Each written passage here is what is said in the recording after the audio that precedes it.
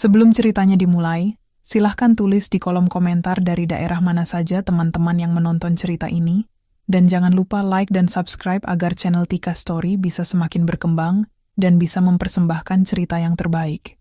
Dalam hidup, tak semua kebenaran perlu diumbar, dan tak semua kebaikan harus terlihat di permukaan. Kadang, seseorang yang tampak sederhana, biasa, bahkan dianggap remeh, menyimpan kekuatan dan kuasa yang tak terbayangkan.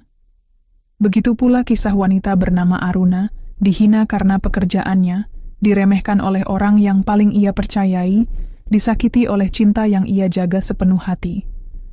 Ia hanya ingin hidup tenang, bekerja dengan tekun, dan mencintai dengan tulus. Namun takdir berkata lain. Sang suami, yang selama ini mengaku mencintainya, justru menjalin hubungan dengan wanita lain.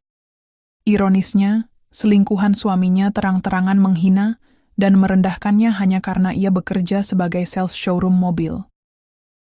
Mereka tidak tahu satu hal, wanita itu bukan sekadar sales, melainkan pemilik tunggal showroom tersebut.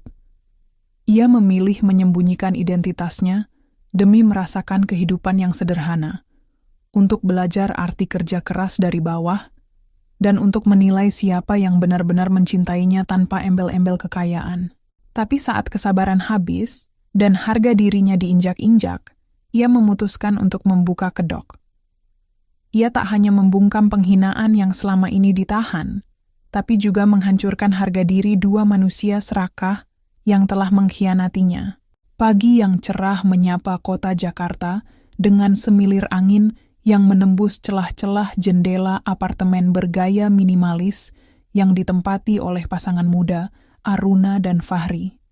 Cahaya matahari menyentuh perlahan wajah Aruna yang masih terlelap, sementara aroma kopi yang sedang diseduh di dapur mulai menyebar ke seluruh ruangan. "Sayang, bangun, sarapan udah siap." Suara lembut Fahri membangunkan Aruna sambil menyentuh pundaknya dengan penuh kasih. Aruna membuka mata dengan senyum mengembang. Sudah menjadi kebiasaan Fahri untuk bangun lebih awal dan menyiapkan sarapan jika Aruna tidur terlalu lelah setelah bekerja. Meskipun mereka sama-sama bekerja di showroom mobil, perhatian Fahri padanya tak pernah berubah. Mereka duduk berdua di meja makan mungil yang diletakkan di dekat jendela besar dengan pemandangan kota. Di atas meja ada roti panggang, telur mata sapi, dan 2 cangkir kopi hangat kesukaan mereka. Obrolan ringan tentang pekerjaan, rencana liburan, dan impian masa depan mengalir seperti air, menandai betapa harmonisnya rumah tangga mereka. "Kalau bulan depan kita ambil cuti, kamu pengen liburan kemana?" tanya Fahri sambil menggigit roti. Aku pengen ke Ubud lagi. Kita belum sempat nginep di villa yang kamu janjiin waktu itu, jawab Aruna sambil tertawa kecil. Fahri mencubit hidung istrinya gemas. "Baik, Nyonya Fahri. Akan saya atur liburan kita ke Ubud. Tapi dengan satu syarat, kamu harus janji jangan terlalu sibuk ngejar target penjualan bulan ini." Aruna tersenyum, menyimpan kehangatan janji itu dalam hati. Ia tahu Fahri seringkali khawatir karena ia terlalu serius bekerja. Tapi itu memang sudah menjadi bagian dari dirinya. Tekun, ulet, dan diam-diam menyimpan ambisi besar. Bahkan Fahri sendiri tidak tahu bahwa Aruna adalah pemilik dari showroom tempat mereka bekerja. Bagi Aruna, menyembunyikan identitas itu bukan karena ingin membohongi, melainkan ingin merasakan kehidupan dari bawah dan belajar memahami dunia kerja secara nyata. Setelah sarapan, mereka berangkat bersama ke showroom menggunakan mobil sederhana mereka, sebuah city car warna putih. Meskipun Aruna bisa saja mengendarai mobil sport miliknya sendiri, ia lebih memilih mobil biasa agar tidak mencolok. Ia ingin hidup normal, tidak dikejar-kejar karena status atau kekayaan. Di showroom, suasana kerja penuh semangat. Aruna yang dikenal sebagai sales andalan selalu disambut hangat oleh rekan-rekannya. Ia ramah, mudah didekati, dan tidak pernah bersikap tinggi hati meskipun diam-diam seluruh operasional showroom itu berada di bawah kendalinya. Fahri, sebagai supervisor bagian penjualan, juga dikenal sebagai sosok yang tegas tapi bijak. Ia selalu memperhatikan timnya, termasuk Aruna. Tak jarang, orang-orang menyebut mereka sebagai pasangan teladan. Di sela jam makan siang, Fahri diam-diam menyelipkan sebuah not kecil di meja kerja Aruna. Isinya singkat, tapi cukup membuat Aruna tersenyum seharian. Untuk wanita paling luar biasa di dunia, jangan lupa makan ya. Aku cinta kamu. Aruna membacanya berkali-kali, menyimpan kertas itu di dompetnya. Dalam hati, ia bersyukur memiliki suami seperti Fahri. Meski hidup mereka sederhana, Aruna merasa cukup. Cinta yang tulus, tawa yang hangat, dan perhatian kecil seperti ini membuatnya merasa utuh. Malam hari, setelah mereka pulang kerja, Aruna memasak makan malam sederhana. Sup ayam dan tahu goreng kesukaan Fahri. Mereka makan sambil menonton film komedi yang sudah sering ditonton berulang-ulang. Di sofa mungil mereka, Aruna bersandar di bahu Fahri, menikmati ketenangan yang jarang dimiliki banyak pasangan. Sebelum tidur, seperti biasa, Fahri memeluk Aruna dan membisikkan kata yang membuat hati Aruna selalu tenang. Aku bersyukur Tuhan mempertemukan aku dengan kamu. Jangan pernah berubah, Yana. Aruna hanya menjawab dengan pelukan hangat. Ia tidak tahu bahwa di masa depan, pelukan itu akan berubah jadi luka. Tapi malam itu, ia memilih percaya bahwa kebahagiaan mereka akan abadi. Malam berlalu dengan tenang, meninggalkan jejak-jejak kebahagiaan kecil yang mereka tanam setiap hari. Bagi Aruna, hidupnya mungkin tak mewah di mata orang, tapi cinta yang ia miliki sudah lebih dari cukup. Namun seperti langit yang tak selamanya cerah, badai akan datang. Dan Aruna, meski belum tahu, sedang berjalan perlahan menuju kenyataan yang akan menguji kekuatan hatinya dan juga harga dirinya. Pagi yang biasanya terasa hangat dan penuh cinta, mulai berubah. Meski rutinitas Aruna dan Fahri tak banyak berganti, sarapan bersama, berangkat ke showroom bareng, dan pulang di jam yang hampir sama, ada sesuatu yang tak kasat mata mulai terasa mengganjal di hati Aruna. Fahri tak lagi meninggalkan catatan kecil di meja kerja Aruna seperti biasanya. Ucapannya menjadi lebih singkat, tatapannya terasa kurang fokus, dan seringkali senyum itu hanya sekadar basa-basi. Meski Aruna berusaha menyangkal perasaan itu, nalurinya sebagai istri perlahan mulai membisikkan kegelisahan. Di showroom, Aruna mulai memperhatikan kebiasaan Fahri yang belakangan ini lebih sering berlama-lama di ruang admin. Ia beralasan sedang mengurus laporan penjualan, tapi Aruna tahu laporan itu sudah bisa dikerjakan staf lain. Aruna pun mulai memperhatikan satu nama yang belakangan ini kerap disebut-sebut oleh beberapa karyawan. Tasya, staf administrasi baru yang terkenal dengan penampilannya yang mencolok dan gaya bicaranya yang manja. Di balik senyum ramahnya, Tasya punya cara licik untuk mengambil perhatian para pria di kantor, dan Fahri tampaknya tak luput dari pesonanya. Aruna tak langsung menuduh. Ia masih mencoba berpikir positif. Tapi rasa cemasnya makin menjadi ketika suatu sore, saat mereka sedang dalam perjalanan pulang, Fahri tampak sibuk membalas pesan di ponselnya sambil tersenyum kecil, sesuatu yang belakangan jarang ia tunjukkan kepada Aruna. "Chat dari siapa, sayang?" tanya Aruna pelan.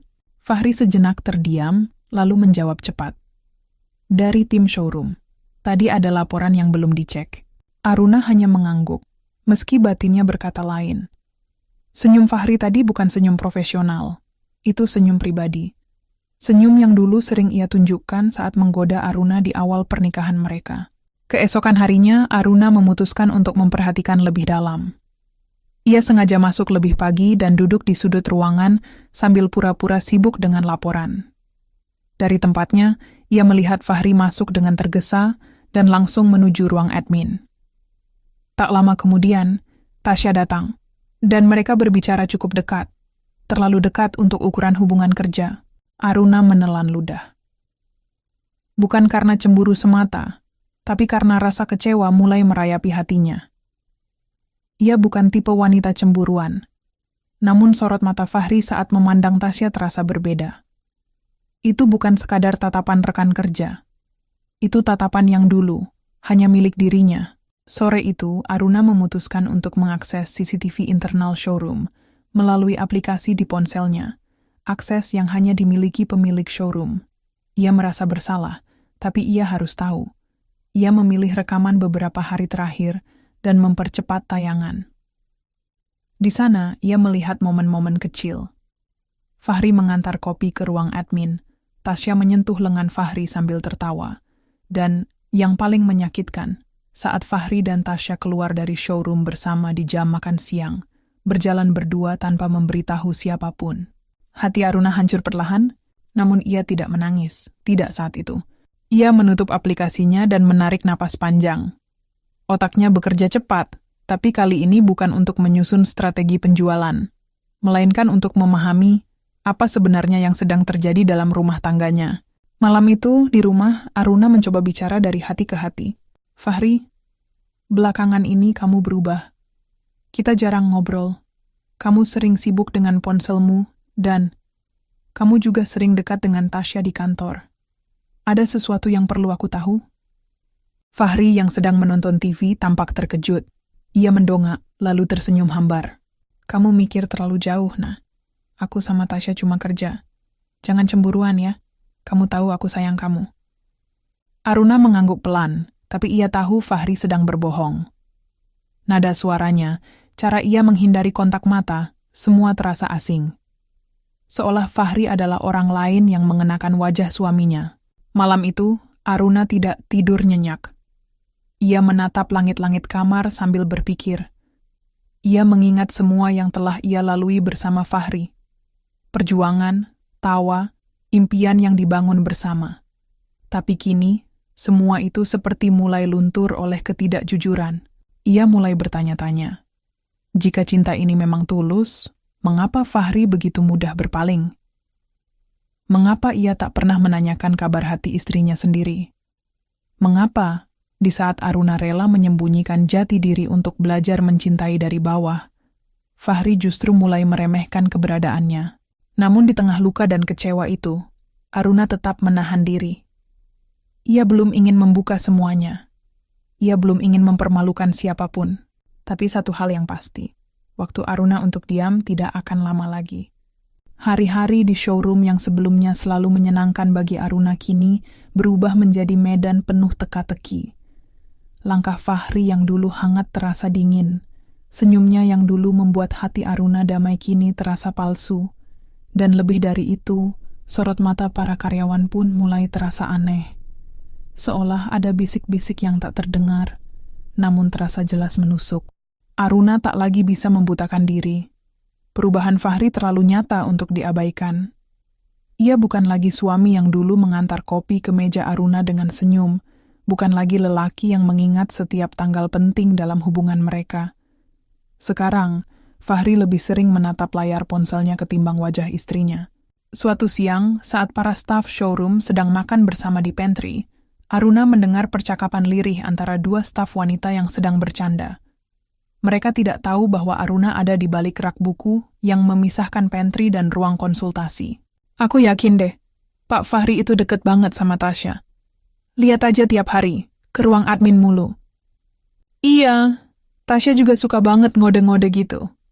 Biarpun Aruna tuh istri sahnya, kayaknya Tasya pede banget ya. Hush, jangan gitu. Nanti bisa bahaya. Tapi jujur, aku juga heran sih. Istri secantik Aruna masih bisa diremehkan begitu. Emang, tapi ya mungkin karena dia cuma sales. Cuma sales. Kalimat itu berputar di kepala Aruna seperti gema di lorong kosong. Ia ingin keluar dan meluruskan semuanya. Bahwa ia bukan sekadar sales. Bahwa dialah pemilik showroom itu. Tapi ia menahan diri. Belum saatnya. Ia tahu, jika ia meledak sekarang, semuanya hanya akan menjadi emosi sesaat. Ia butuh waktu, butuh bukti, butuh momen yang tepat. Malam harinya, Aruna pulang lebih dulu dari Fahri. Ia sengaja tidak menghubunginya. Biasanya, jika salah satu dari mereka pulang lebih dulu, mereka saling memberi kabar. Tapi kali ini, Aruna ingin tahu, apakah Fahri masih peduli? Ternyata tidak. Fahri baru tiba di apartemen pukul 22.15, tanpa kabar apapun. Tubuhnya tampak lelah, dan ia seperti terburu-buru menuju kamar mandi, lalu langsung tidur tanpa banyak bicara. Dari mana? Tanya Aruna sambil memandangi suaminya yang berbaring membelakangi dirinya. Rapat mendadak, jawabnya singkat. Rapat sampai jam 10 malam? Nah, aku capek. Besok aja kita ngobrol. Aruna menatap punggung Fahri dalam diam. Dulu, punggung itu adalah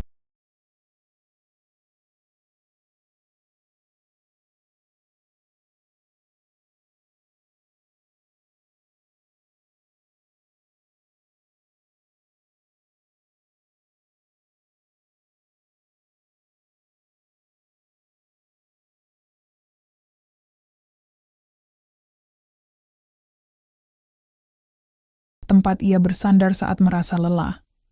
Sekarang, punggung itu menjadi tembok yang memisahkan mereka. Keesokan harinya, Aruna memutuskan untuk menguji sesuatu. Ia sengaja mengenakan pakaian yang lebih elegan dari biasanya, blazer merah marun, rok pensil hitam, dan sepatu hak tinggi. Penampilannya benar-benar memancarkan aura pemimpin, bukan sekadar sales. Ia juga memakai kalung berlian kecil, hadiah dari ayahnya saat ia resmi menjadi pemilik showroom itu. Saat tiba di kantor, beberapa karyawan memperhatikannya dengan pandangan berbeda. Bahkan Tasya, yang biasanya penuh percaya diri, terlihat sedikit terintimidasi.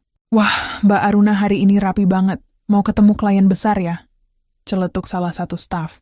Aruna hanya tersenyum. Bisa dibilang begitu.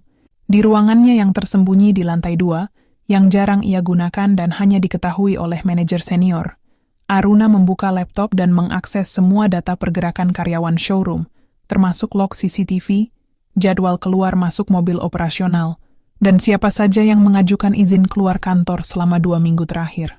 Nama Fahri dan Tasya muncul beberapa kali dalam daftar izin keluar kantor, yang waktunya berbarengan.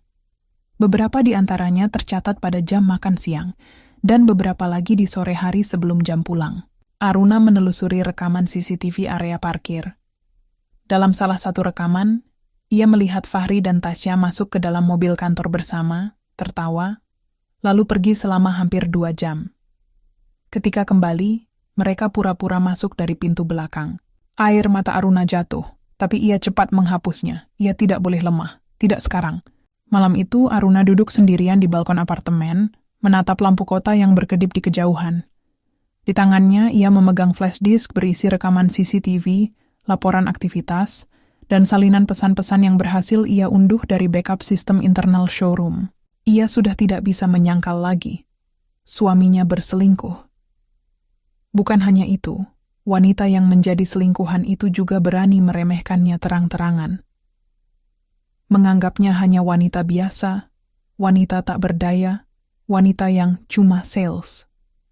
"Cuma sales ya?" kumam Aruna lirih. Ia tersenyum kecil, bukan senyum bahagia, tapi senyum getir. Senyum yang lahir dari luka, tapi membawa kekuatan. "Kalau begitu tunggu saja. Aku akan tunjukkan siapa aku sebenarnya." Malam itu, Aruna menulis rencana. Di satu sisi, hatinya masih mencoba menoleransi. Tapi di sisi lain, harga dirinya sebagai wanita, sebagai istri, dan sebagai pemilik usaha, tak bisa lagi diinjak-injak. Ia tidak akan membalas dengan emosi. Ia akan membalas dengan kebenaran. Dan satu hal yang pasti, kehancuran yang akan datang bukan karena balas dendam, tetapi karena kejujuran yang selama ini mereka remehkan. Hari-hari berikutnya, Aruna menjalani hidup dengan 2 wajah. Di hadapan karyawan, ia tetap tampil sebagai sales yang ramah dan rajin. Ia tetap tersenyum, tetap datang tepat waktu, tetap menjawab pertanyaan klien dengan tenang dan sabar. Namun di balik itu, Aruna sudah mulai menyusun rencana untuk membuka kedok suaminya dan selingkuhannya. Perlahan, sistematis, dan mematikan. Ia mulai dengan menyusun semua bukti dalam satu folder digital diberi nama Kebenaran. Di dalamnya terdapat rekaman CCTV, salinan pesan antara Fahri dan Tasya yang ia dapatkan dari sistem backup dan data izin keluar kantor yang mencurigakan. Setiap bukti diberi tanggal dan waktu, lengkap dengan kronologinya. Aruna bahkan menambahkan beberapa tangkapan layar komentar Tasya di media sosial yang secara tidak langsung meremehkannya. Menyebut dirinya wanita yang tidak tahu diri, ngotot kerja padahal nggak punya kuasa apa-apa.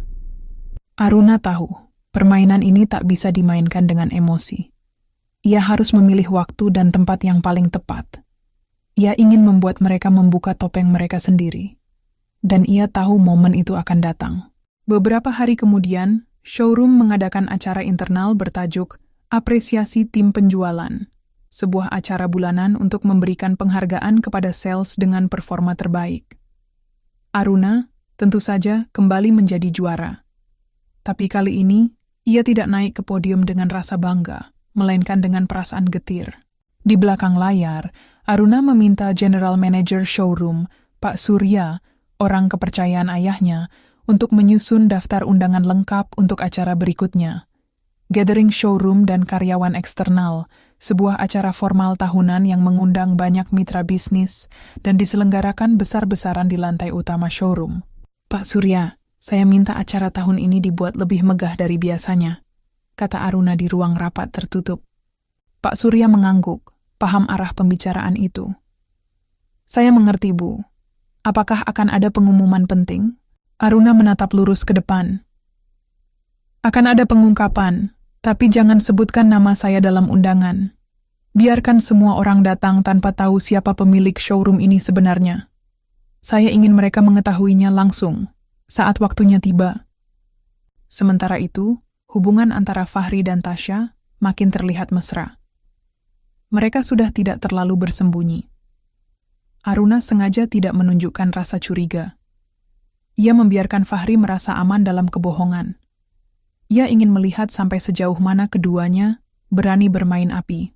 Suatu siang, Aruna mendengar percakapan mereka dari ruang admin, melalui alat perekam suara kecil yang ia pasang diam-diam beberapa hari sebelumnya.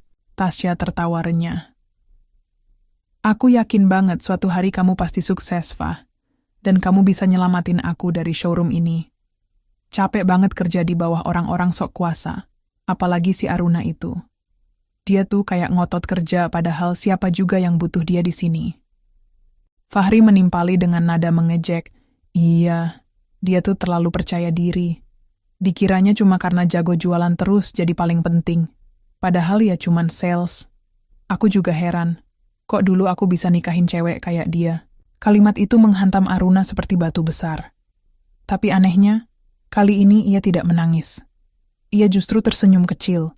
Senyum tipis yang berisi kemarahan tertahan. Baiklah, kalian menganggap aku hanya sales. Maka biar nanti kalian tahu siapa sebenarnya yang membayar gaji kalian berdua selama ini. Hari yang ditunggu pun tiba. Acara gathering showroom digelar dengan megah. Dekorasi elegan, hidangan mewah, dan tamu undangan dari berbagai kalangan bisnis otomotif hadir malam itu. Semua karyawan tampil rapi, termasuk Fahri yang tampak percaya diri dengan jas abu-abu barunya. Tasya juga hadir, mengenakan gaun merah mencolok, dengan gaya senyum menantang. Acara dimulai seperti biasa. Sambutan dari General Manager, presentasi laporan tahunan, dan hiburan ringan. Namun di tengah acara, Pak Surya berdiri kembali di podium dengan mikrofon di tangan. Bapak, Ibu, dan seluruh karyawan Aruna Auto Gallery yang saya hormati. Malam ini, kami tidak hanya merayakan kerja keras 1 tahun terakhir, tetapi juga ingin memperkenalkan seseorang yang selama ini berada di balik kesuksesan showroom ini. Beliau bukan hanya pemilik, tetapi juga sosok yang diam-diam bekerja bersama Anda semua. Sosok yang selama ini mungkin tidak Anda sangka. Ruangan mulai riuh, semua menoleh ke kiri dan kanan. Beberapa staf mulai berbisik, mata Fahri mengerut. Tasya terlihat bingung. Pak Surya melanjutkan. Perkenalkan pemilik resmi dan satu-satunya dari Aruna Auto Gallery, Ibu Aruna Putri Wicaksana. Lampu sorot berpindah. Aruna berdiri dari kursinya di tengah ruangan. Semua mata menatap ke arahnya. Dengan langkah mantap, anggun, dan tanpa ragu, ia berjalan menuju panggung. Gaun hitam panjang membalut tubuhnya dengan elegan. Rambutnya disanggul rapi. Kalung berlian yang mencolok menggantung di lehernya. Bukan lagi Aruna si sales sederhana. Malam itu, Aruna berdiri sebagai pemilik sejati, penguasa panggung, pengendali kenyataan. Tasya menatapnya dengan wajah pucat. Fahri membelalak, tidak percaya. Wajahnya seolah baru disiram air es. Dan di tengah ribuan mata, Aruna tersenyum dan berkata, "Terima kasih atas kerja keras kalian selama ini. Termasuk untuk 2 orang yang sudah sangat rajin membicarakan saya di belakang." Kalian tidak perlu khawatir, semua sudah saya simpan dalam bentuk yang rapi dan lengkap. Suasana hening. Detik berikutnya, Tasya mulai terengah-engah, wajahnya merah padam. Aruna menoleh, masih tenang. Silakan duduk, Tasya. Saya dengar penyakit asmamu bisa kambuh kalau terlalu kaget. Suasana di dalam aula showroom berubah drastis. Tepuk tangan yang semula ramai kini terhenti. Semua mata tertuju pada 3 sosok. Aruna, yang berdiri anggun di atas panggung, Fahri, yang kini duduk kaku dengan wajah pucat, dan Tasya, yang mulai terlihat gelisah, tangannya gemetar dan napasnya berat. Aruna berdiri tegak, menatap hadirin dengan tatapan percaya diri. Ia bukan lagi wanita yang diam dan menerima hinaan. Kini, ia adalah perempuan yang berdiri di atas kebenarannya dan siap menegakkan keadilan bagi dirinya sendiri. Selama ini, Aruna membuka suaranya. Saya memilih menyembunyikan identitas saya. Saya ingin memahami bisnis ini dari bawah, dan saya ingin melihat siapa yang benar-benar tulus bekerja, siapa yang benar-benar menghargai orang lain. Tapi rupanya, keputusan saya justru membuka mata saya terhadap kenyataan yang menyakitkan. Tatapannya lalu beralih kepada Fahri dan Tasya, 2 orang yang paling saya percayai, justru memilih mengkhianati saya. Seorang suami dan seorang rekan kerja. Mereka tidak hanya berkhianat dalam perbuatan, tapi juga dalam kata-kata, dengan menghina saya, dengan merendahkan pekerjaan saya, dan dengan tertawa atas pengorbanan yang saya berikan. Tasya terlihat panik, napasnya mulai memburu, dan ia memegang dadanya. Aruna, aku nggak tahu kalau... Kamu tidak tahu saya pemilik showroom ini, ya? Aruna memotong dengan tenang. Tapi kamu tahu betul bagaimana caramu meremehkan saya. Bahkan kamu bangga merebut suami orang lain sambil menyebut saya cuma sales. Sekarang kamu tahu siapa yang selama ini membayar gajimu. Tasya tersedak. Ia berdiri, mencoba berkata sesuatu, tapi tubuhnya sudah tak sanggup berdiri dengan tegak. Napasnya makin berat, dan akhirnya ia jatuh terduduk sambil memegangi dadanya. Asmatku, katanya lirih.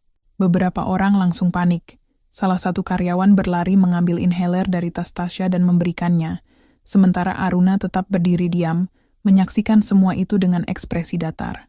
Fahri berdiri tergesa dan membantu Tasya, namun tak sempat berkata apa-apa pada Aruna.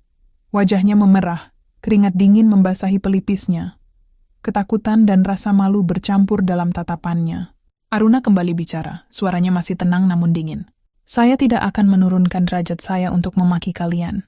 Saya hanya akan melakukan satu hal, mengeluarkan kalian dari hidup saya. Semua orang terdiam.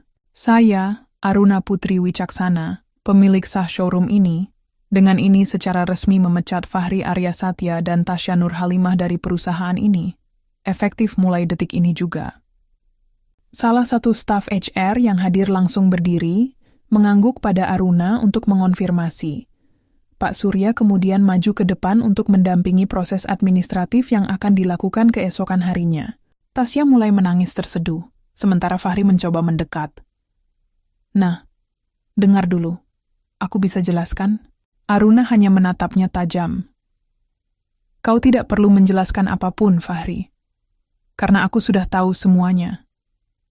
Pesan-pesanmu, pengkhianatanmu, semuanya sudah terekam. Aku sudah cukup sabar menunggu kamu berubah. Tapi ternyata, kamu hanya berubah jadi lebih buruk. Fahri terdiam. Untuk pertama kalinya, ia merasa seperti pria paling tak berdaya di ruangan itu. Orang-orang yang dulu ia anggap lebih rendah dari dirinya, kini memandangnya dengan iba dan jijik. Acara gathering malam itu bubar lebih awal. Beberapa karyawan masih syok, tapi mereka tahu Aruna telah melakukan hal yang benar. Beberapa dari mereka bahkan menghampiri Aruna dan memberi dukungan. Mbak Aruna, kamu wanita hebat. Saya salut, ucap seorang senior sales. Saya bangga pernah satu tim dengan ibu, ujar staf admin yang lain. Aruna hanya tersenyum lelah. Malam itu bukan kemenangan, itu hanya pembebasan. Luka di hatinya belum sepenuhnya sembuh, tapi setidaknya ia sudah melepaskan racun dari hidupnya. Keesokan harinya, Aruna datang ke kantor lebih pagi dari biasanya. Ia masuk melalui pintu depan, mengenakan setelan putih elegan dan disambut staf dengan hormat.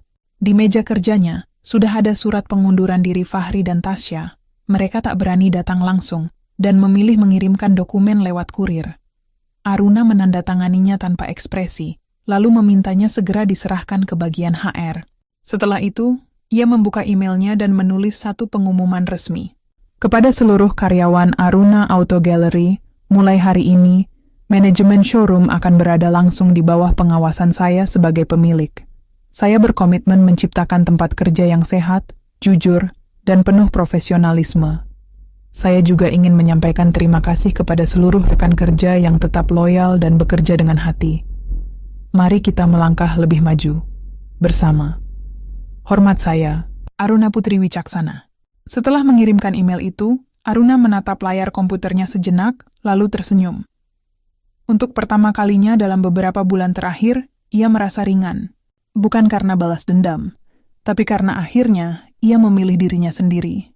Dan ia tahu ini baru awal dari hidup barunya. Hari-hari setelah pengungkapan besar itu menjadi masa peralihan yang tak mudah bagi Aruna. Meskipun ia telah memecat Fahri dan Tasya dari showroom, dan meski semua orang kini tahu siapa dirinya yang sebenarnya, bukan berarti luka yang ditinggalkan pengkhianatan itu langsung sembuh. Tiap pagi, Aruna masih membuka mata di apartemen yang dulu ia tempati bersama Fahri. Setiap sudut ruangan menyimpan kenangan, dari senyuman manis, tawa kecil, hingga janji-janji yang kini hanya terasa seperti kebohongan. Sofa di ruang tengah masih berbau parfum Fahri. Meja makan itu masih menjadi tempat ia dulu menyajikan sup kesukaan suaminya. Tapi kini semua itu terasa kosong. Ia tahu suatu saat ia harus pindah, tapi belum sekarang. Ia masih ingin memberi ruang untuk dirinya berdamai dengan masa lalu, bukan menghindarinya. Di showroom, suasana perlahan membaik. Para staf yang sebelumnya canggung kini mulai terbiasa memanggil Aruna dengan sebutan Bu Aruna. Meskipun ia tetap bersikap ramah dan rendah hati seperti biasanya, kini semua orang tahu bahwa setiap keputusan ada di tangannya, dan Aruna memang membuktikan bahwa dirinya adalah pemimpin yang adil. Ia tidak menjadikan kasus Fahri dan Tasya sebagai alasan untuk memperketat kontrol atau menebar kecurigaan. Sebaliknya, ia justru memberikan kepercayaan lebih kepada staf-staf yang loyal, memperbaiki sistem kerja, dan memastikan bahwa seluruh karyawan merasa dihargai. Namun, saat kesibukan meredup di penghujung hari, Aruna kembali sendiri, menata hatinya yang perlahan pulih, namun tetap menyisakan perih. Suatu malam, setelah lembur menyelesaikan laporan bulanan, Aruna duduk di kafe dekat showroom. Ia memesan teh hangat dan duduk di pojok ruangan, mengenakan hoodie abu-abu dan tanpa riasan. Ia ingin menjadi dirinya sendiri, bukan pemilik showroom, bukan wanita yang sedang dibicarakan banyak orang. Hanya seorang wanita biasa yang sedang mencoba melanjutkan hidup. Boleh duduk di sini? Sebuah suara pria mengagetkannya. Ia menoleh dan melihat sosok yang asing tapi menyenangkan. Tinggi, berwajah teduh, dan mengenakan kemeja sederhana. Silakan, jawab Aruna singkat. Pria itu tersenyum dan duduk. Maaf, saya lihat meja lain penuh. Tidak apa-apa, saya juga cuma mau tenang sebentar. Mereka terdiam sesaat, lalu tanpa diduga pria itu membuka percakapan. Namanya Aruna, kan? Saya pernah lihat ibu saat presentasi mobil seri terbaru beberapa bulan lalu. Hebat, cara ibu bicara membuat saya langsung beli 1 unit waktu itu. Aruna tertawa pelan. Jangan panggil saya ibu, Aruna saja cukup, dan saya tidak menyangka masih ada yang ingat soal itu. Sulit dilupakan, saya Adrian. Saya punya perusahaan pembiayaan otomotif, mungkin ibu tahu, Sagara Finance. Aruna mengangguk. Tentu tahu, kami pernah kerjasama di program leasing awal tahun. Obrolan itu mengalir ringan. Tak disangka, Aruna justru merasa nyaman. Adrian berbeda. Ia tidak menatap Aruna dengan kagum, karena status atau kekayaannya, tapi lebih karena cara Aruna berbicara, membawakan dirinya, dan berpikir. Itu baru pertama kali dalam beberapa bulan terakhir Aruna tertawa lepas. Adrian lalu menatap Aruna dalam. Maaf, saya tahu ini tiba-tiba, tapi jika kamu butuh teman bicara, atau hanya sekadar ingin ditemani ngopi seperti ini, saya bersedia. Aruna terdiam. Hatinya yang sempat tertutup, terasa sedikit membuka. Ia tidak langsung menjawab, tapi dalam hatinya ada bagian kecil yang mulai percaya bahwa hidup bisa berjalan lagi. Beberapa minggu berlalu. Aruna dan Adrian mulai lebih sering bertemu. Tidak selalu tentang pekerjaan. Terkadang hanya sekadar makan siang, diskusi ringan, atau saling bertukar cerita. Aruna menemukan ketenangan dalam sosok Adrian. Pria itu tidak menuntut, tidak menyelidik, tidak memaksa tahu masa lalunya. Ia hadir sebagai teman, dan itu cukup. Sementara itu, kabar tentang Fahri dan Tasya perlahan tersebar. Setelah dipecat, mereka kesulitan mencari pekerjaan. Reputasi mereka rusak, terutama karena beberapa klien showroom mengetahui perbuatan mereka. Tasya sempat mencoba melamar ke showroom pesaing, tapi ditolak. Sementara Fahri terpaksa tinggal di rumah kontrakan kecil dan bekerja serabutan. Namun Aruna tak lagi peduli. Ia tidak pernah membalas mereka secara pribadi. Tidak pernah menyindir di media sosial. Tidak pernah mengejar untuk balas dendam lebih jauh. Baginya, kejatuhan mereka adalah buah dari perbuatan mereka sendiri. Yang lebih penting sekarang adalah menata masa depan. Suatu sore, saat matahari hampir tenggelam, Adrian mengajak Aruna mengunjungi panti asuhan yang selama ini ia bantu dan sponsori. Di sana, Aruna melihat betapa tulus Adrian menghibur anak-anak, mendengarkan keluh kesah mereka, bahkan ikut bermain. "Kenapa kamu melakukan semua ini?" tanya Aruna saat mereka duduk di ayunan kayu. Adrian tersenyum.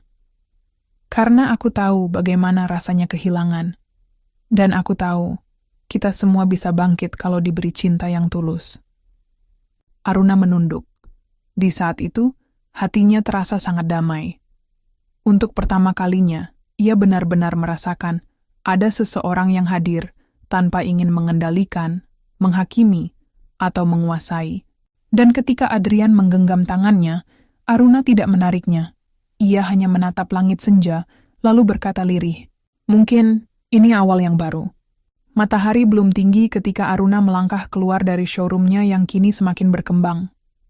Udara pagi terasa segar, membawa semangat baru dalam hidup yang perlahan mulai tertata kembali. 6 bulan telah berlalu sejak pengungkapan besar yang mengubah segalanya. Sejak saat itu, showroom Aruna Auto Gallery mengalami lonjakan penjualan yang signifikan. Bukan hanya karena promosi, tapi karena citra kuat sang pemilik yang kini dikenal sebagai wanita tangguh dan berintegritas tinggi. Namun, di balik kebangkitan itu, kabar tentang Fahri dan Tasya juga terus terdengar. Aruna tak mencarinya, tapi informasi itu datang sendiri, dari rekan bisnis, staf lama, bahkan media sosial, yang seolah tak bisa menahan kisah runtuhnya mereka. Setelah dipecat, Fahri mengalami kesulitan luar biasa. Dengan reputasinya yang tercoreng, tidak ada showroom besar yang mau menerimanya. Ia mencoba melamar ke dealer-dealer kecil di pinggiran kota, namun hanya bertahan sebentar. Banyak karyawan yang mengenalnya dari media sosial dan membicarakan masa lalunya secara diam-diam. Di sisi lain, Tasya semakin terpuruk. Penyakit asmanya sering kambuh, apalagi setelah ia diusir dari apartemen yang sempat dibayarkan Fahri. Hubungan mereka tidak bertahan lama setelah pemecatan itu. Tekanan ekonomi, saling menyalahkan, dan kelelahan mental membuat keduanya berpisah dalam kondisi buruk. Tasya akhirnya pulang ke kampung halamannya, ditampung oleh orang tuanya yang juga kesulitan ekonomi. Sementara Fahri, dengan sisa tabungan yang makin menipis, menyewa kamar petakan di daerah padat penduduk dan bekerja sebagai sopir antar jemput barang. Ironis, dulu ia merasa hebat dan menganggap Aruna tak berarti. Kini, hidupnya tak lebih dari bayang-bayang kegagalan. Suatu sore, Fahri berdiri di seberang showroom Aruna Auto Gallery, menyaksikan dari kejauhan bangunan megah yang dulunya ia datangi setiap hari. Dari balik kacamatanya, ia melihat Aruna keluar dari pintu utama, mengenakan blazer putih dan sepatu hak tinggi, berjalan bersama seorang pria, Adrian. Mereka terlihat bahagia. Aruna tertawa, tangannya digenggam Adrian, wajahnya berseri. Semua yang dulu Fahri anggap remeh kini berdiri di hadapannya, sebagai kenyataan yang menyakitkan. Fahri mundur pelan, menunduk dalam-dalam. Ia tak sanggup berdiri lebih lama. Tak lama kemudian, ia berjalan kembali ke motornya yang sudah tua dan meninggalkan tempat itu dengan dada sesak. Sementara itu, kehidupan Aruna semakin stabil. Bersama Adrian, ia menjalani hari-hari yang lebih ringan. Mereka belum menjalin hubungan resmi, tapi Aruna tahu cinta tidak perlu terburu-buru. Adrian menghargai proses, dan Aruna bersyukur atas itu. Suatu hari, Adrian mengajak Aruna menghadiri gala dinner perusahaan pembiayaan otomotif besar. Ia mengenalkan Aruna sebagai mitra strategis dan pribadi yang sangat saya hormati. Banyak tamu terpukau oleh kecerdasan, keanggunan, dan kerendahan hati Aruna. Di tengah acara, seorang pengusaha muda menghampiri Aruna. "Saya dengar tentang kisah Anda, Bu Aruna. Luar biasa sekali. Anda inspirasi bagi banyak wanita di industri ini." Aruna tersenyum. "Terima kasih. Saya hanya berusaha bertahan dan berjalan di jalur saya." Di hati kecilnya, Aruna tahu. Dulu ia pernah disakiti, dihina, dan diremehkan. Tapi semua itu tak membuatnya runtuh. Sebaliknya, semua itu membuatnya semakin kuat. Suatu malam, Aruna duduk di balkon rumah barunya. Ia memandang langit Jakarta yang bertabur lampu. Adrian datang membawa 2 cangkir teh. "Kamu sering sekali diam memandangi langit," kata Adrian, menyerahkan cangkir. "Karena langit mengajarkanku satu hal," jawab Aruna pelan. "Bahwa badai memang menakutkan, tapi setelahnya, langit selalu biru." Adrian tersenyum, menatapnya lama. "Kamu sudah lebih dari sekadar bertahan, Aruna. Kamu sudah menang." Aruna tidak membalas dengan kata-kata. Ia hanya menatap pria itu dengan rasa syukur yang mendalam. Bukan karena Adrian menyelamatkannya, tapi karena ia memilih mencintai dirinya sendiri lebih dulu sebelum membuka hatinya kembali. Malam itu, Aruna menuliskan sebuah catatan di jurnal pribadinya. "Dulu aku berpikir cinta adalah tentang menerima apa adanya. Tapi kini aku tahu, cinta juga berarti tahu kapan harus melepaskan. Aku bukan korban, aku adalah pemenang. Dan aku bersyukur pernah jatuh, karena dari situlah aku belajar untuk bangkit." Langit Jakarta malam itu cerah. Angin berembus lembut saat Aruna dan Adrian duduk di teras belakang rumah Aruna yang baru. Sebuah hunian bergaya modern minimalis di kawasan elit selatan Jakarta. Rumah itu baru selesai direnovasi 2 bulan lalu, hasil dari kerja keras dan keberhasilannya membesarkan showroom. "Rumah ini tenang sekali," kata Adrian sambil menyeruput teh hangat yang Aruna buat sendiri. "Kamu akhirnya benar-benar pindah dari apartemen itu." Aruna mengangguk sambil tersenyum tipis. "Terlalu banyak kenangan di sana. Sudah saatnya membangun kenangan baru." Adrian menatap Aruna lama. Ia tahu proses yang dilalui wanita itu tidak mudah. Dari dikhianati, dipermalukan, hingga akhirnya berdiri tegak dan menjadi sosok yang begitu dikagumi banyak orang. Dan hari itu, Adrian menyadari sesuatu, bahwa rasa kagumnya telah berubah menjadi sesuatu yang jauh lebih dalam. Sementara itu, kehidupan Aruna makin dipenuhi kabar baik.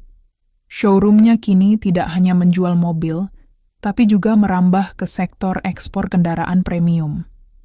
Ia membuka cabang baru di Bandung dan Surabaya, dengan sistem manajemen yang jauh lebih profesional dan transparan. Banyak pengusaha otomotif datang untuk menjalin kemitraan, termasuk nama-nama besar yang sebelumnya meremehkannya saat ia masih dikenal hanya sebagai sales. Tapi Aruna tidak membalas semua itu dengan kesombongan. Ia tetap rendah hati, bahkan meluncurkan program pelatihan sales wanita untuk memberdayakan perempuan di bidang otomotif. Sebuah gebrakan yang membuat namanya makin dikenal luas. Salah satu media otomotif nasional bahkan menulis artikel berjudul, "Aruna Putri, dari dikhianati, kini jadi ratu showroom mobil Indonesia." Namun meski kesuksesan mengepungnya dari segala sisi, Aruna tetap menjaga ruang pribadinya dari sorotan publik. Ia tak ingin orang tahu bahwa kini ada seseorang yang hadir begitu dekat di hatinya, Adrian. Suatu malam, setelah acara pembukaan cabang baru showroom di Bandung, Adrian mengajak Aruna makan malam di sebuah restoran rooftop yang mewah tapi tenang. Suasana romantis, lampu kota yang berkelap-kelip, dan suara musik jazz mengalun pelan. Adrian menatap Aruna yang duduk di hadapannya dengan gaun biru tua yang sederhana tapi elegan. Matanya memancarkan ketenangan, dan senyumnya selalu membuat hati Adrian tenang. Aku ingin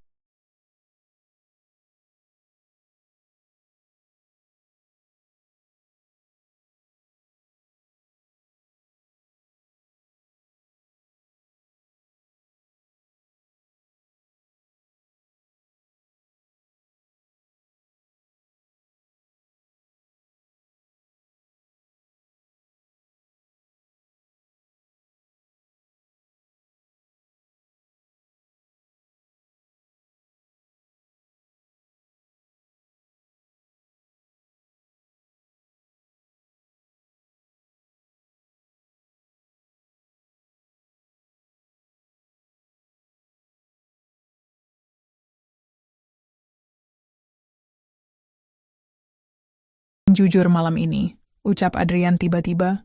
Aruna mengangkat alis, tersenyum lembut. Bukannya kamu selalu jujur?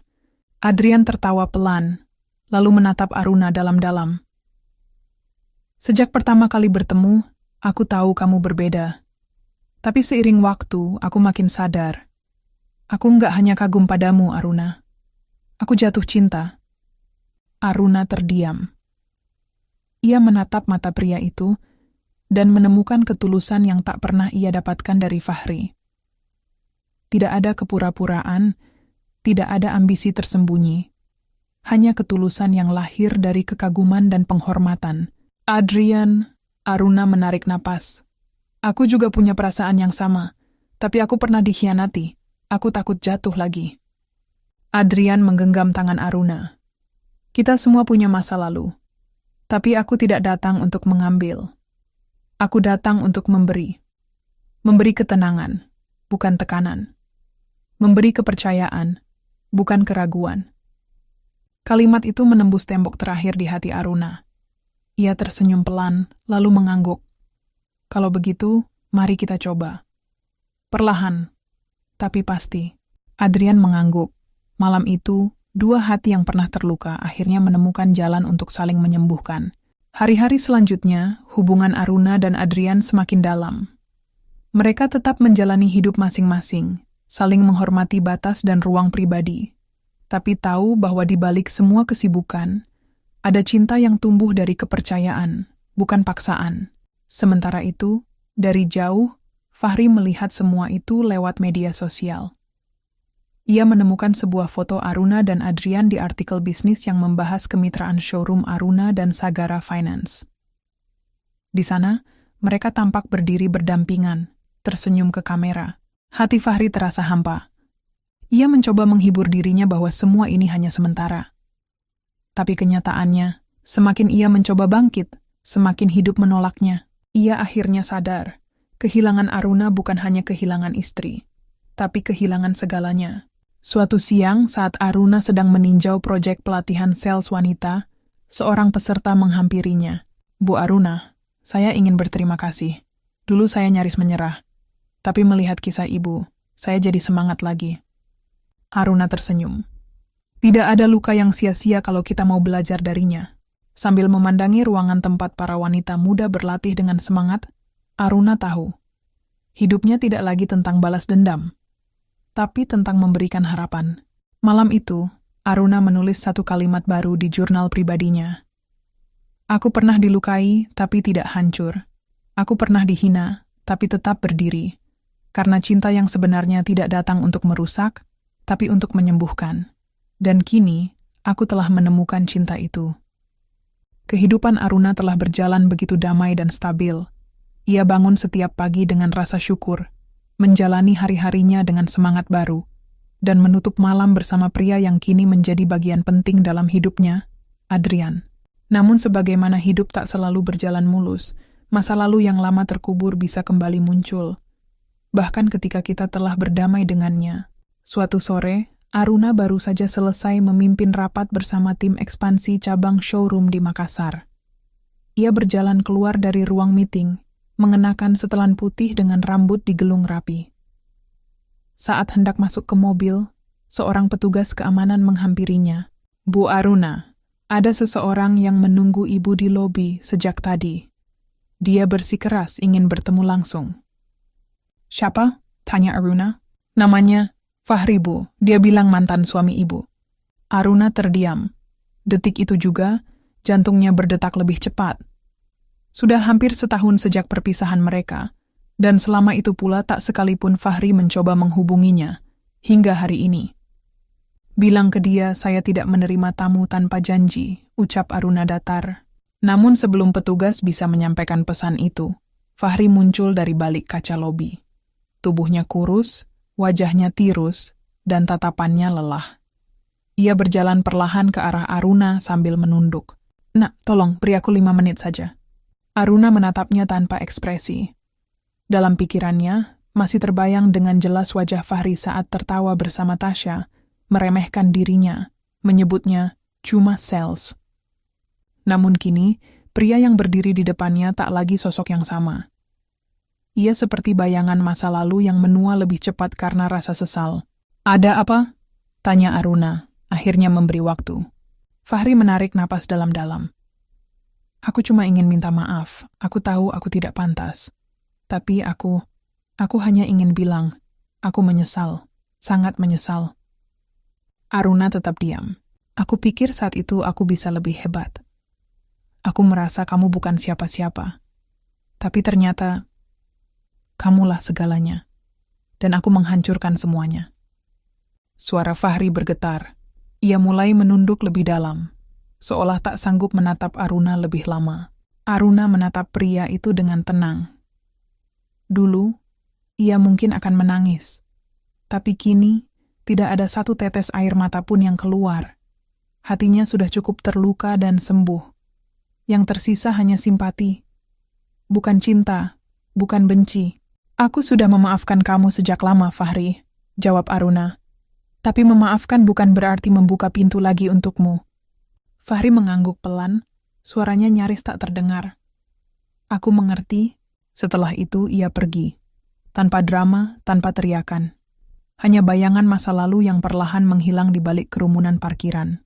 Malam harinya, Aruna menceritakan kejadian itu kepada Adrian saat mereka makan malam di rumah. Aku tidak marah. Tapi, entah kenapa aku sedih. Bukan karena dia. Tapi karena dulu aku sempat menyia-nyiakan diriku sendiri demi orang yang tidak pantas. Adrian menggenggam tangan Aruna. Kamu tidak menyia-nyiakan dirimu. Kamu hanya mencintai dengan tulus. Dan itu bukan kesalahan. Aruna tersenyum. Kamu selalu tahu cara menenangkan aku. Karena aku mencintaimu. Apa adanya tanpa syarat.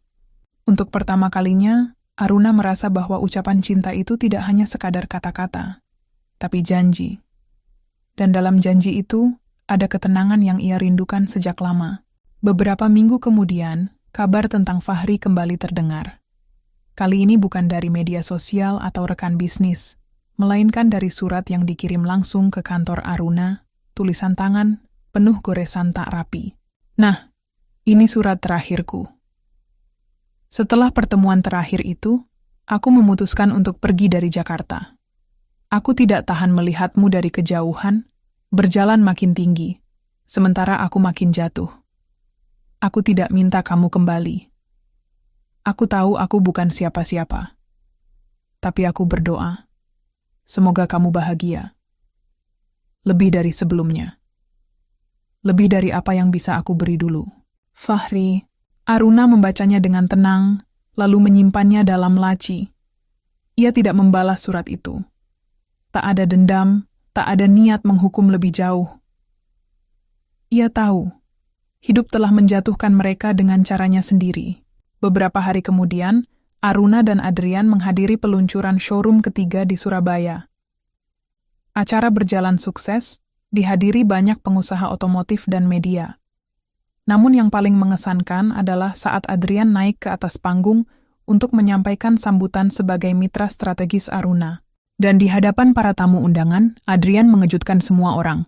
Sebelum saya akhiri sambutan ini, izinkan saya menyampaikan sesuatu secara pribadi. Ia menoleh pada Aruna, yang duduk di barisan depan, dan melangkah ke arahnya. Aruna, kamu sudah melewati badai, berjalan sendiri di tengah luka, dan tetap berdiri. Aku mencintaimu, bukan karena kesuksesanmu, tapi karena kekuatan hatimu. Ia lalu mengeluarkan kotak kecil dari sakunya, membukanya perlahan. Di dalamnya, cincin berdesain sederhana tapi elegan. Maukah kamu berjalan bersamaku, dalam suka dan duka, tanpa paksaan hanya cinta yang saling menguatkan? Aruna menatap mata pria itu, dan senyumnya mengembang pelan. Di matanya ada haru, tapi bukan haru karena luka lama, melainkan haru karena akhirnya ia menemukan tempat pulang. Dengan mantap Aruna menjawab, "Iya." 3 bulan setelah lamaran itu, hari yang ditunggu pun tiba. Pagi itu, Jakarta berselimut awan cerah. Di sebuah villa eksklusif di daerah Puncak, suasana dipenuhi aroma bunga melati dan mawar putih.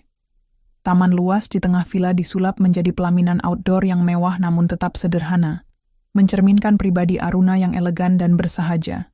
Aruna berdiri di depan cermin, mengenakan gaun pengantin putih gading berpotongan klasik. Rambutnya disanggul rapi, dihiasi tiara kecil pemberian mendiang ibunya.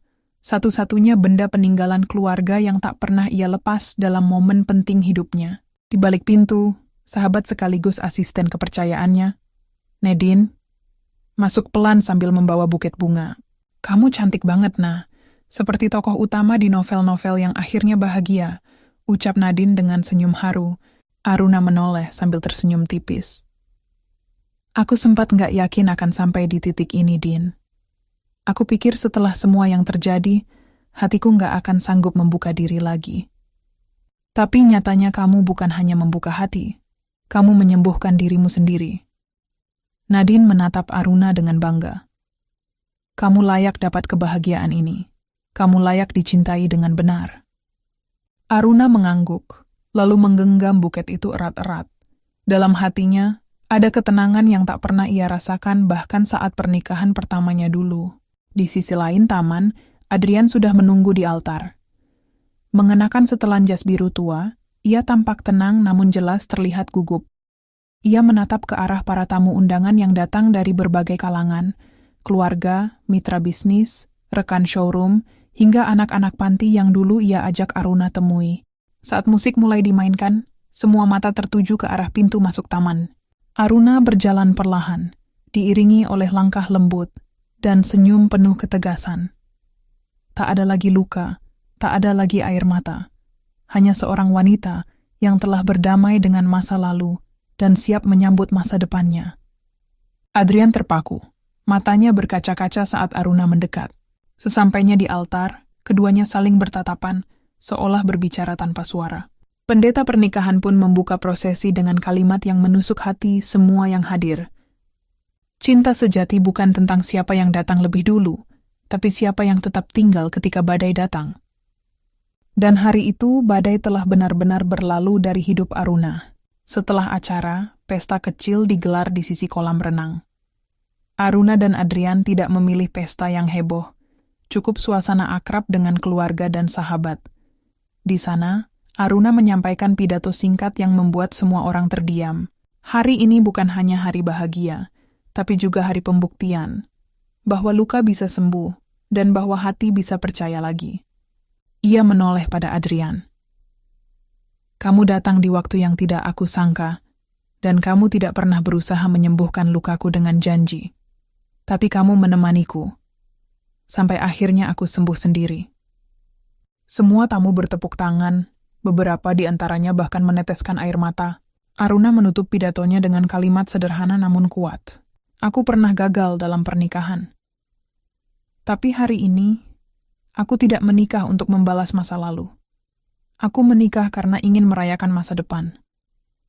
Malam harinya, ketika semua tamu telah pulang, Aruna dan Adrian duduk berdua di balkon kamar villa mereka, ditemani angin pegunungan dan cahaya remang lampu taman.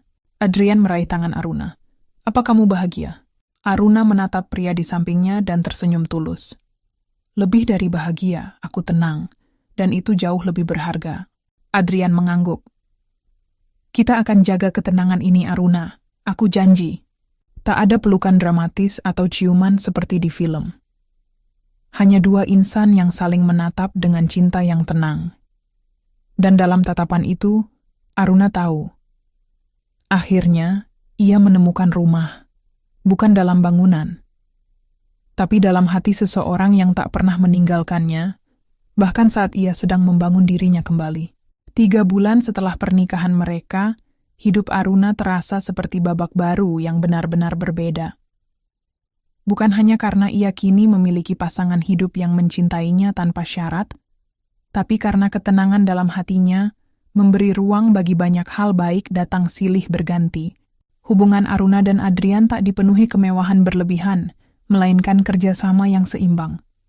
Adrian tetap menjalankan perusahaannya, sementara Aruna fokus mengembangkan showroom miliknya yang kini telah berekspansi ke 5 kota besar. Mereka memiliki kesepakatan.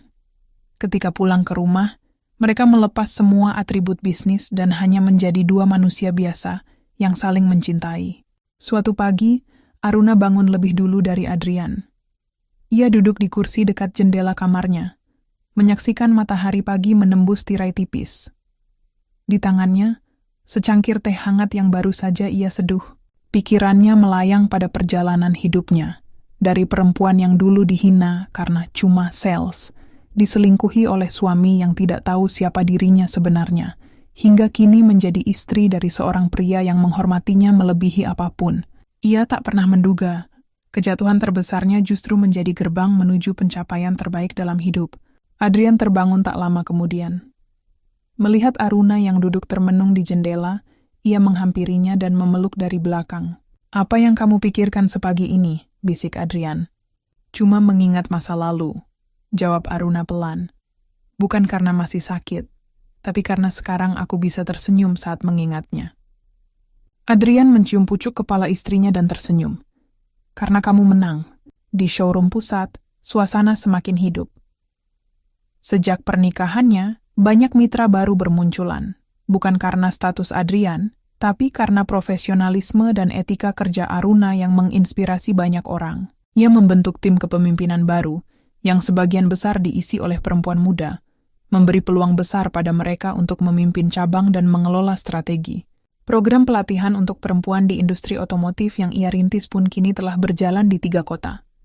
Setiap kali membuka kelas baru, Aruna selalu hadir dan berbicara langsung pada para peserta. "Dulu, saya berdiri di tempat kalian duduk sekarang. Saya dihina, diremehkan, bahkan dikhianati. Tapi hari ini, saya ingin kalian tahu, kalian bisa lebih hebat dari yang kalian bayangkan." Tepuk tangan menggema setiap kali Aruna bicara. Sosoknya tak hanya dilihat sebagai pemimpin bisnis, tapi juga sebagai simbol kekuatan perempuan yang bangkit dari luka. Di sisi lain kota, Fahri tinggal di sebuah rumah kontrakan kecil. Setelah pindah dari Jakarta, ia bekerja sebagai sales freelance untuk toko elektronik. Pendapatannya cukup untuk makan dan membayar sewa, tapi jauh dari kenyamanan yang dulu ia nikmati saat bersama Aruna. Tasya, yang sempat kembali menghubunginya, kini benar-benar hilang dari kehidupannya. Terakhir kali Fahri mendengar, Tasya bekerja sebagai kasir di kota lain. Setiap malam, Fahri membuka media sosial dan tanpa sadar mencari nama Aruna Putri. Ia menyaksikan dari layar kecil ponselnya bagaimana wanita yang dulu ia rendahkan kini menjadi bintang terang yang disoroti banyak media. Satu malam, ia menemukan foto Aruna dan Adrian menghadiri gala dinner bersama Menteri Perdagangan. Aruna diminta jadi narasumber tentang kepemimpinan perempuan dalam industri.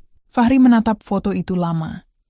Di wajah Aruna ada sinar yang dulu tak pernah ia lihat. Ketenangan, kebahagiaan, dan cinta yang bukan dari dirinya. Ia menunduk pelan. "Kau memang tak pantas untukku, Nah," gumamnya lirih.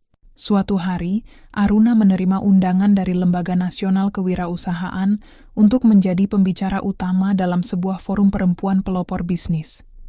Ia awalnya menolak karena jadwalnya padat, namun Adrian mendorongnya untuk menerima. "Kamu bukan hanya pemimpin, Aruna. Kamu sudah jadi simbol," kata Adrian. "Kamu tidak tahu berapa banyak wanita di luar sana yang sedang dalam posisi kamu dulu dan butuh inspirasi." Aruna akhirnya setuju. Saat berdiri di atas panggung besar forum itu, Aruna mengenakan setelan formal berwarna krem lembut.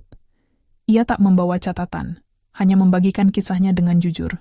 "Aku pernah menjadi perempuan yang dicintai dengan syarat, yang dihargai hanya karena posisi sebagai istri. Tapi aku belajar satu hal. Jika kita tidak mencintai dan menghargai diri sendiri dulu, kita akan mudah dihancurkan orang lain. Ia menetap para hadirin. Tetaplah baik, tapi jangan lemah. Tetaplah setia, tapi jangan buta. Dan yang paling penting, tetaplah berdiri meski dunia mencoba menjatuhkan kalian. Seluruh ruangan berdiri dan bertepuk tangan. Banyak mata berkaca-kaca, banyak perempuan yang merasa menemukan kekuatan baru hanya dari kisah nyata Aruna. Malam itu, Aruna dan Adrian pulang ke rumah dengan perasaan hangat. Di ruang tengah, Aruna membuka laptop dan menuliskan jurnal seperti biasanya. Aku tak pernah menyangka akan sampai di titik ini. Aku tidak ingin membalas dendam dengan luka, tapi dengan bukti bahwa aku